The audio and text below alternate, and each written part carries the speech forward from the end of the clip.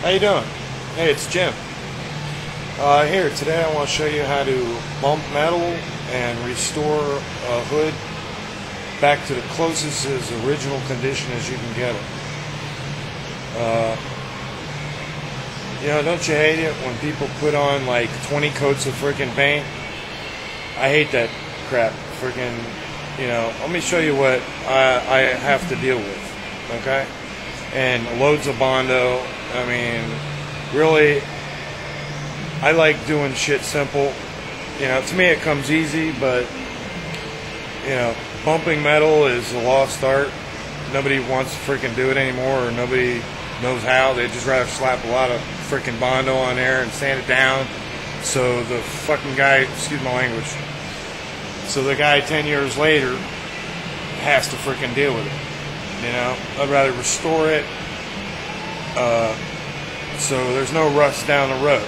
You know what I mean? Because the problem with Bondo is if it's put on an eighth of it, any more than an eighth of an inch thick, it retains water after so long. Therefore, you have your paint bubbling up and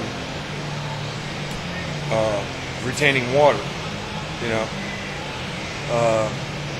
So it bubbles up, and then the heat, the humidity, in Florida especially, it starts rusting underneath all the Bondo. And then, my point is, hey, you could eliminate all that shit if you just do it the freaking right way the first time. People, Bondo is supposed to replace lead, and they say, oh, lead's a freaking problem and all, yeah, whatever. But I've done lead work, never had a problem. Hell, I've had a bullet in my arm for 15 freaking years. I'm still alive. Anyway, the point I'm saying is, here, let me show you where a bunch of Bondo is. Yeah, see that right there? That big ass dent? There was like that much Bondo, like freaking covering all that up. And this one down here. Where is it? See right there?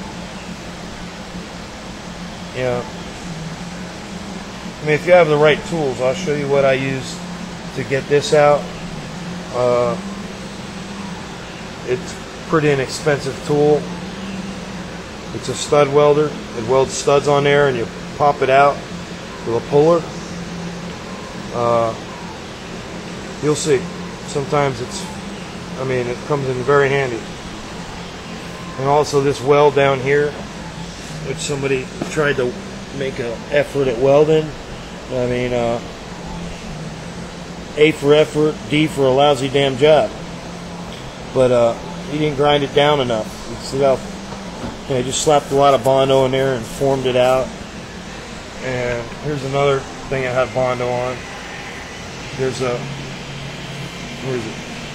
There's a dent going right up and down here. Let me get it this way. Maybe you can see it. Yeah, you see that? That's about. I'll let them get away with putting a little bit of Bondo on that because it's just very small, long crease. I'd let them get away with putting Bondo on that and fuming that out because it's not near an 1/8 inch thick. But I wouldn't go any more than 1/8 inch thick for Bondo. Any more than that, you're really, sure it'll look good for a few years, but I like keeping crap for the long-term effect. You know what I mean? And here, I want to show you. Remember this? I'm maybe exaggerating 20 coats of paint, but that is a pile of paint and Bondo. See, he had all Bondo on this. Could have bumped it out. I don't know if you could see that. Now, hold on. You can see the dents. I mean, this camera doesn't have any good depth perception, but you can see all the dings and dents and all that, and the rust holes. They just Bondoed right over. See the rust holes? Look at all my. Where's my hand? Hold on, can't see. Hold on. There's my finger. Yeah, see the holes? I'm gonna fix all that, and you even painted over the. I'm gonna take this off. Look at all the Bondo on there. It's ridiculous, but I doing this in stages, okay? Because I wanted to show you the mass amount of work, that's the quality of work that I'm gonna do to this, okay? Here, all this is goofed. Dings, ding, rust. I'm going to take care of all that, and we're going to. People say, well, why don't you just buy another hood? Because this steel is thick. This is the original hood. It's not an aftermarket thin piece of junk made out of some third world country where they just stamp stuff. This is the original real deal. But it's worth putting the effort into, I think, you know. But here, this is the after stripping it. Okay, I want to show you that you have to strip the metal. Hold on, let me back this out a bit. That all this is red oxide primer. Okay, at one time they had stripped it to do all the body work, but they use this red oxide primer, which is, it's a what do you call it, paint, I'll think of it in a minute. The name is hold on, brain fart. I'm having a brain fart here. It's red oxide primer. That's it's not an epoxy, but it's a shit. I'll get back to the name later. But it's very hard to sand. It builds up on your sandpaper too quick, and you're constantly changing stuff. So way I figure out how to get this stuff off, okay, first I tried using stripper. That Tough Job stripper, see right there?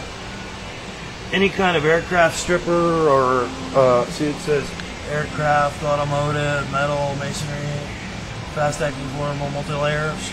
Yeah, well, that multi-layer shit is bullshit, okay? Because this is multi-layers and it didn't do shit to it. So, well, what I did, I took a propane torch, heated it up, took a scraper and scraped it right off. Bondo falls right off with the scraper too, like butter. Very easy. Scrape it, heat it up. You don't let it heat up too much because it'll warp the metal. You just want it just to bubble up the paint and scrape. And those little propane bottles are a couple dollars. That, as you see, that stripper is like $10. See, like $10 at Big Lots.